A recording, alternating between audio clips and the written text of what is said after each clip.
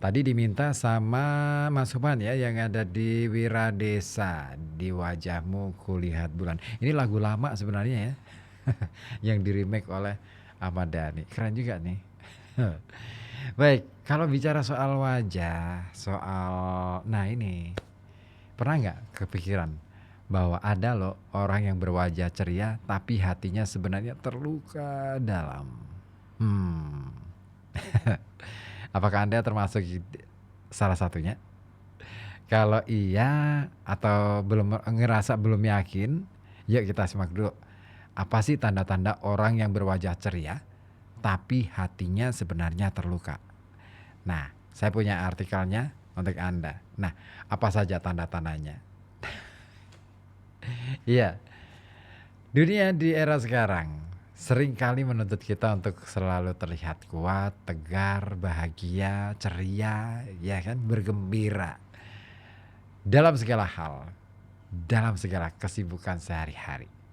Kita seringkali menemui orang-orang yang selalu tampak ceria dan penuh senyum, seolah mereka tidak punya beban yang sampai menyentuh hati mereka. Namun, kalau kita lihat secara cermat dan lebih mendalam lagi, tidak semua senyuman itu mencerminkan kebahagiaan sejati. Beberapa orang memilih menyembunyikan perasaan mereka yang sebenarnya di balik topeng keceriaan.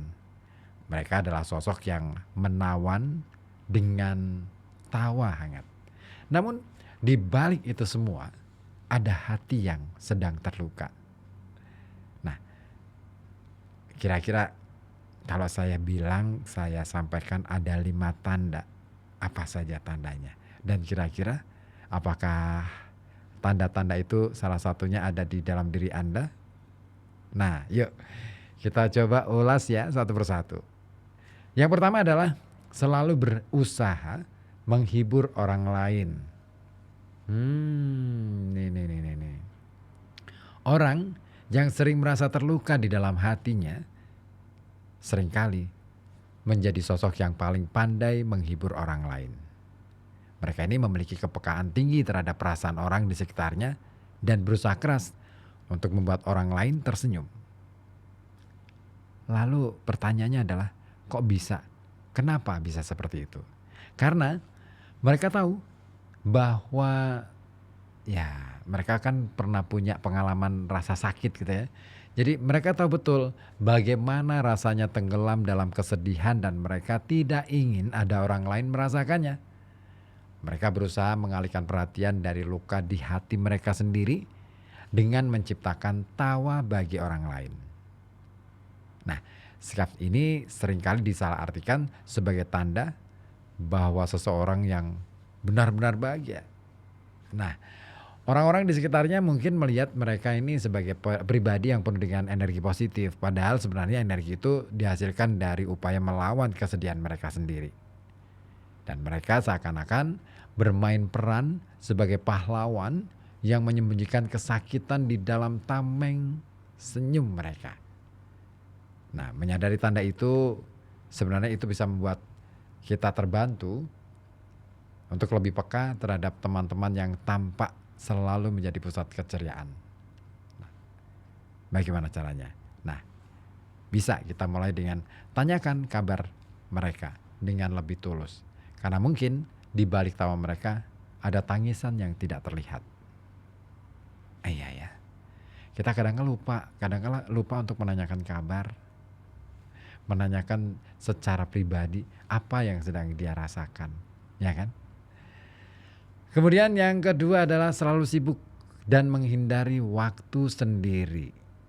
Nah, orang yang hatinya terluka seringkali memilih kesibukan yang berlebihan agar tidak memberi kesempatan bagi pikirannya untuk kembali ke perasaan yang lama, perasaan yang sedih itu tadi. Mereka mungkin terlibat dalam berbagai aktivitas dan berbagai kegiatan, proyek dan lain sebagainya. Sehingga waktu untuk diri mereka sendiri hampir tidak ada. Nah, kesibukan ini bukan sekadar hasrat untuk produktivitas sebenarnya, tetapi bisa jadi itu adalah cara untuk melarikan diri dari rasa sakit. Mereka tahu bahwa saat kesepian, suara hati akan terdengar lebih jelas, dan rasa sakit akan muncul ke permukaan. Karenanya, mereka menghindari momen-momen ketika mereka harus menghadapi kenyataan perasaan yang sebenarnya. Dan ini menjadikan mereka sosok yang tampak kuat dan tak kenal lelah. Tetapi di balik kearifan mereka, ada hati yang lelah dan membutuhkan waktu untuk pulih. Jadi, ketika kita memiliki teman yang seakan tak pernah bisa berhenti bergerak atau sibuk, mungkin sudah saatnya kita menawarkan momentum santai bersama. Waktu yang tenang, jauh dari hiruk-pikuk, itu akan menjadi kesempatan bagi mereka untuk sedikit membuka diri. Ya, bercerita tentang apa yang sedang mereka rasakan. Itu penting banget. Itulah gunanya teman. Ya. Kemudian, apa lagi nih tandanya? Mengalihkan topik saat pembicaraan menjadi emosional. Nah, kita perlu tahu nih, pada saat kita sedang berbincang-bincang atau ngobrol dengan teman gitu ya, kita harus tahu persis nih, apa nih topiknya dan kemudian bagaimana sikapnya. Iya, karena tanda yang satu ini sebenarnya cukup mudah dikenali dari seseorang yang sedang menyembunyikan luka di balik keceriaan. Itu adalah kebiasaannya menghindari pembicaraan yang terlalu emosional. Ketika topik obrolan mulai membahas hal-hal yang menyentuh perasaan, biasanya mereka cenderung mengalihkan pembicaraan dengan lelucon atau mengganti topik. Mereka melakukan ini bukan karena tidak peduli, tetapi karena takut jika perasaan mereka sendiri akan terbongkar. Keinginan untuk menjaga suasana tetap ringan, ini adalah upaya untuk melindungi hati mereka dari luka yang lebih mendalam.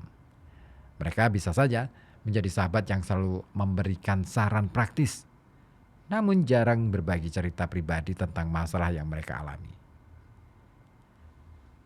Dan kawan, kepekaan dalam memahami hal ini sangat penting agar kita bisa memberikan dukungan yang sesuai kepada mereka.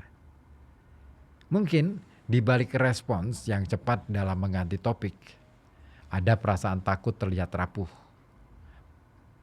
Dan memahami ini bisa membantu kita lebih menghargai kehadiran mereka serta menemukan ruang yang lebih aman untuk berbicara dari hati ke hati. Ya, kadang-kala kita perlu loh, ketika menemukan teman yang seperti itu ya, melakukan hal yang seperti itu, kita perlu untuk mendekatinya, kita perlu untuk pelan-pelan supaya bisa dia ini ngomong terus terang. Ada apa? Kenapa? Gitu. Ada sesuatukah yang disembunyikan dan lain sebagainya. Dan kemudian tanda berikutnya adalah sering berusaha menjadi yang terbaik dalam segala hal, tetapi mengabaikan kesehatan diri. Nah, ini satu pertanyaan untuk Anda nih kira-kira. Pernahkah Anda memperhatikan seseorang yang selalu ingin menjadi yang terbaik dalam segala hal? Orang yang hatinya terluka seringkali berusaha menutupi perasaan tersebut dengan pencapaian demi pencapaian. Mereka berusaha untuk menunjukkan kepada dunia dan mungkin pada diri mereka sendiri bahwa mereka baik-baik saja. Dorongan untuk terus unggul bisa saja menjadi mekanisme untuk melupakan perasaan terluka di dalam diri mereka sendiri. Dan semakin mereka merasa terluka, semakin besar keinginan mereka untuk membuktikan diri. Sayangnya, keberhasilan dan pengakuan dari luar tidak selalu mampu menyembuhkan luka di dalam hati. Justru sebaliknya, tekanan untuk terus menjadi yang terbaik bisa saja membuat mereka semakin merasa kosong dan semakin lelah. Makanya, kalau kita menemukan atau menemui seorang teman yang selalu tampak berambisi besar, tetapi jarang terlihat menikmati hasil dari kerja kerasnya, mungkin saja mereka sedang mencoba menutupi sesuatu. Kepekaan terhadap hal ini tentu bisa membuka peluang untuk memberikan dukungan tanpa menghakimi kita perlu mengajak bicara secara pelan dari hati ke hati. Kemudian tertawa terlalu keras dan berlebihan. Nah, ini dia nih. Tertawa memang ini adalah salah satu cara paling ampuh untuk menutupi rasa sakit. Seseorang yang menyimpan luka seringkali akan tertawa lebih keras dan lebih sering dari orang-orang sekitarnya. Tawa yang berlebihan ini mungkin tampak menyenangkan, tetapi jika diperhatikan lebih dalam, ada sedikit kepalsuan dalam nada tawa tersebut. Seolah-olah mereka sedang mencoba meyakinkan diri sendiri bahwa semuanya baik-baik saja. Tawa yang tampak tidak wajar ini sebenarnya alarm kecil yang memberitahu bahwa ada hal yang tidak beres. Mereka ingin menunjukkan bahwa mereka kuat dan bahagia, padahal hati mereka tengah berujung atau berjuang melewati badai emosi. Tawa yang lebih keras dari biasanya bisa jadi upaya untuk meredam rasa sepi yang menggerogoti hatinya. Makanya, kalau Anda, saya, ataupun kita ya, punya seseorang di lingkaran terdekat kita nih, yang sering menunjukkan tawa yang mencolok, cobalah untuk sesekali mengajak mereka berbicara dari hati ke hati.